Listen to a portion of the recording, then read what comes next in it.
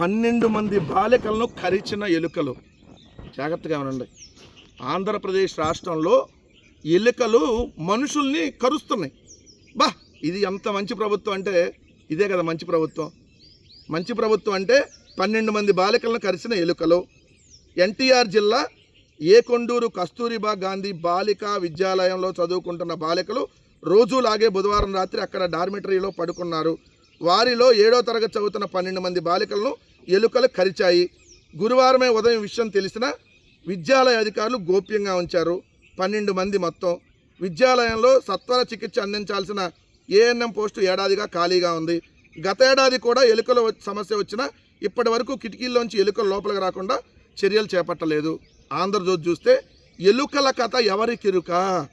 12 మంది విద్యార్థులను ఎలుకలు కొరికితే పట్టించుకొని ఎస్ఓ గోప్యంగా ఉంచేందుకు శతవిధాల ప్రయత్నాలు. గతంలోనూ విద్యార్థులపై ఎలుకల దాడి.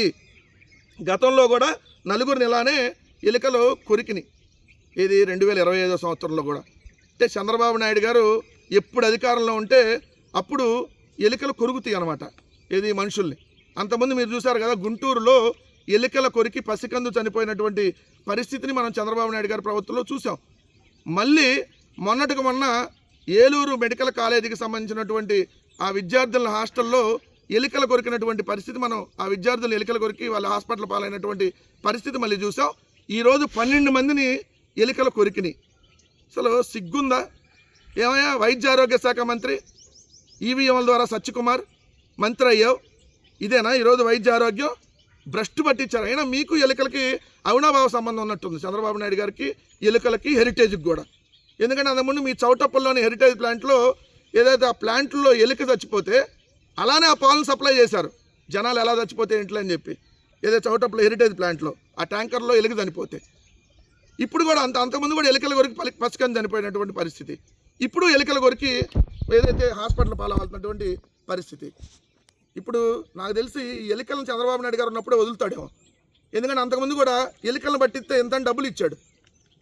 ఒక్కొక్క ఎలుక్కి ఒకసారి మీరు చూస్తే అనంతపురంలో అయితే బల్లిని పట్టుకుంటే 3,000, ఎలుకను పట్టుకుంటే 10,000.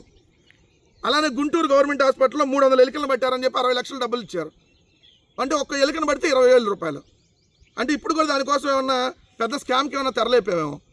ఎలుకలపై అటాక్ అని పెడతామని దీని పేరు, దోమలపై దండయాత్రలాగా ఇప్పుడు ఎలుకలపై అటాక్ అని మళ్ళీ 100 కోట్ల రూపాయలు తగలేసే కార్యక్రమానికి ఏమన్నా శ్రీకారం చుట్టబోతున్నామని. అందుకనే ఎలుకలు ఈ విధంగా కొరుగుతున్నా పట్టించుకోకుండా వదిలేస్తున్నామంటే అదే కదా దాని పరిస్థితి.